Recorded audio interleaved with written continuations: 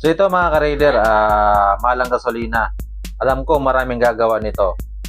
Yung pag-adjust nyo ng karayom o needle. Para iniisip nila, para makatipid sa gasolina, sasakalin nila yung karayom.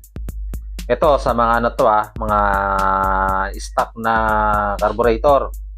Mga XRM, 100, Rusi, mga ganyan. Gagawin nila, sasakalin nila. So, ang mas maganda dyan mga ka-raider, maghanap kayo ng main jet. Hindi ganito yung main jet ng mga stock na ano mga 110, 125. Maliit lang yon, mga ganito. Pero ipang ano 28. Maliit din yung ano dito, thread. So, maghanap kayo ng mababa. Kung ba 125 kayo, pang 110. Dito kayo maglaro mga ka-raider. Huwag na rito, mahirapan lang yung makina nyo. Tapos magiging palyado pa yung motor nyo. Kapag sa mga big carb naman 28, 30, kapag nagsakal ka rito na mga Raider 150, mahirapan din yung ano nyo, makina nyo. Kasi sakal na sakal. Maapektuhan yung minor nyo, pwede. Tapos yung arangkada nyo, parang kapos din. Tapos yung pilot, pwedeng mag-apektuhan yung minor. So the best dyan mga ka-raider, kung gusto nyo lang magtipid, magbaba kayo ng main jet. Pag stock na 110, 125, mga ganyan na motor, ganito, dito kayo maglaro. Maghanap kayo, silipin nyo yung butas kung gaano kalaki, tapos maghanap kayo ng medyo maliit. Kasi dito mga ka-raider, kapag nagbabataas kayo, ang laki na ng ano niya, ang laki na ng binibigla niya yung pigil sa gasolina. Merapan lang yung motor nyo. Siguro yung iba na ginagawa yan,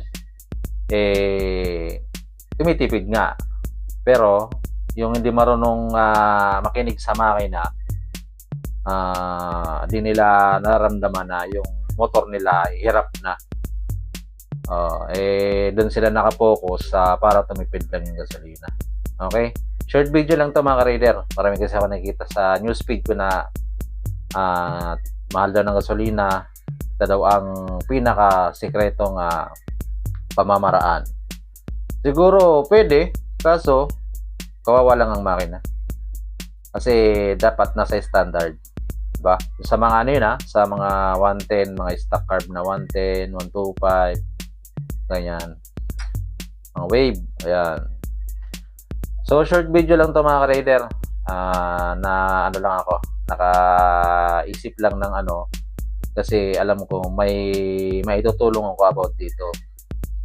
Hindi yung nakita nyo lang sa Facebook, sa YouTube, gagayahin nyo na para lang makatipid. Hindi ganun mga ka-raider. Dapat marunong ka makinig sa makina. Kung puro gamit ka lang, hindi mo talaga mararamdaman yung tulong ng makina mo kung hirap na o swabe lang. Basta nakakita nyo lang sa Facebook, uy, para tumipid daw, mag-a-adjust ako rito. Kaka-adjust mo, nagka-loko-loko na yung motor mo, palyado na. Tapos sobrang init na ng makina mo. Nakatipid ka nga sa gasolina, stress naman yung makina mo. Di ba?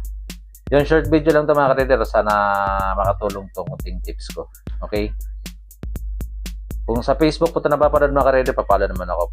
Like and share para makatulong sa iba. Kasi mahal talagang gasolina. Lahat gagawin natin para lang makatipid.